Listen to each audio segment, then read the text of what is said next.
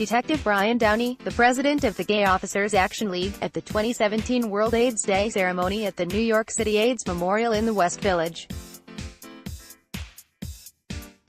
DONNA ACETO by Duncan Osborne, confronted by a crowd of several thousand who turned out for an October 1998 vigil called to mark the murder of Matthew Shepard, who had died in Wyoming just 7 days earlier following a brutal anti-gay assault. The NYPD decided that it was not going to allow the vigil to proceed.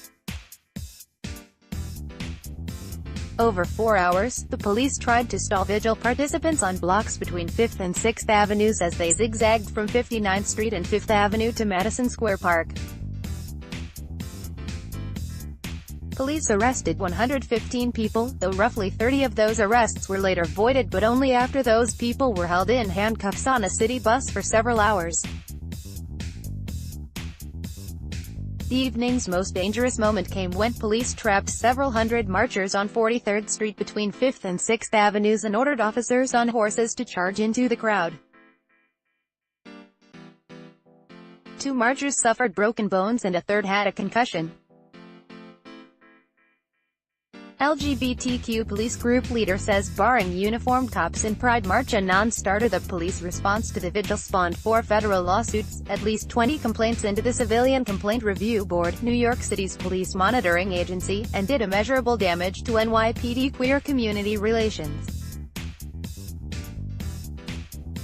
Fast forward to 2016 when Queer Nation called for a vigil outside the Stonewall in less than 48 hours after a gunman killed 49 people in an LGBTQ nightclub in Orlando, Florida. Like the 1998 vigil, the 2016 vigil had no permit and the organizers, I was among them, had not consulted with police prior to the event. The NYPD reacted very differently.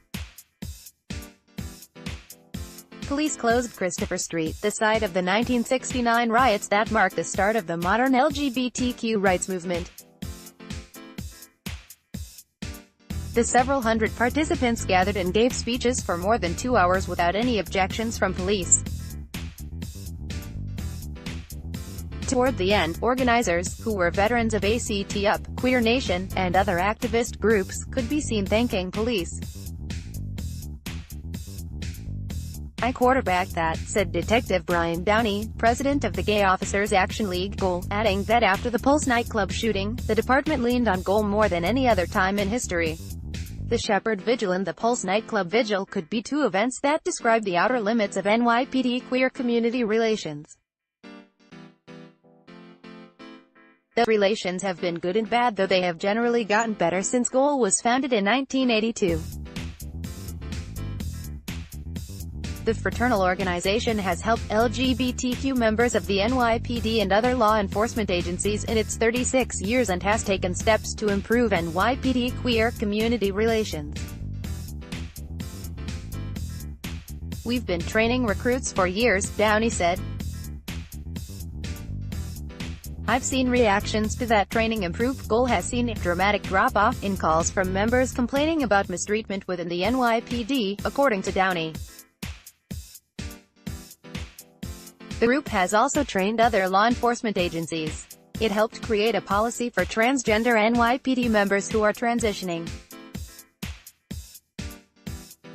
Later this year, GOAL will present its training to senior commanders in the NYPD. This October, GOAL is going to present to everyone ranked captain and above, with the police commissioner standing next to us, Downey said.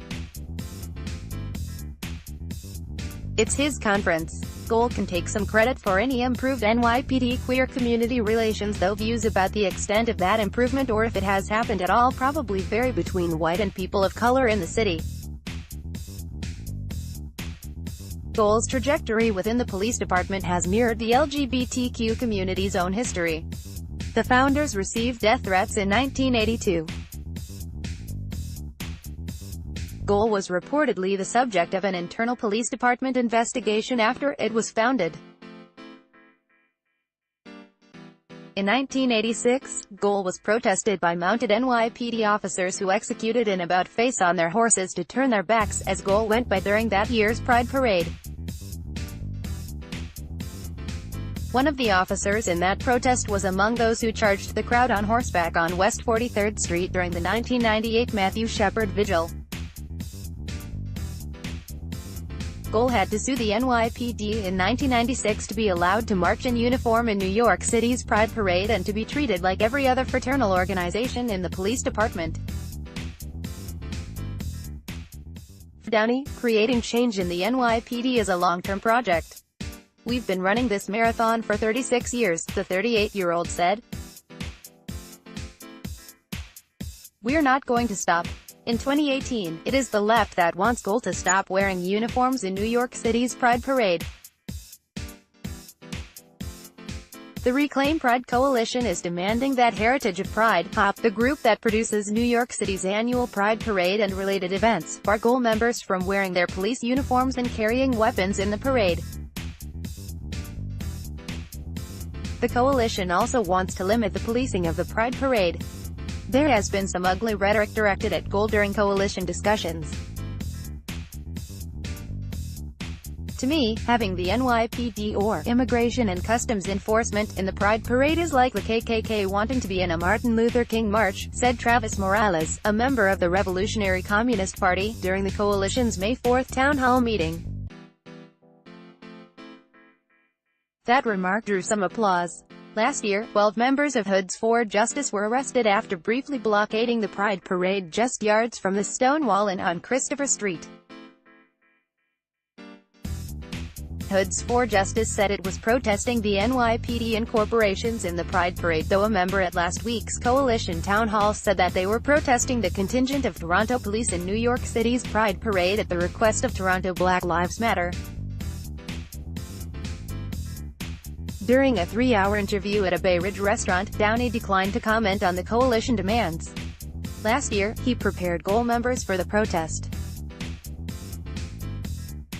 "I briefed the membership several times that it was coming," he said. "I said we are going to hold ourselves to the highest standards." What Downey would say is that marching without a uniform would betray what the GOL founders fought for. "I will not let their sacrifices and their life's work be forgotten or dishonored, and taking off those uniforms would be just that," he said.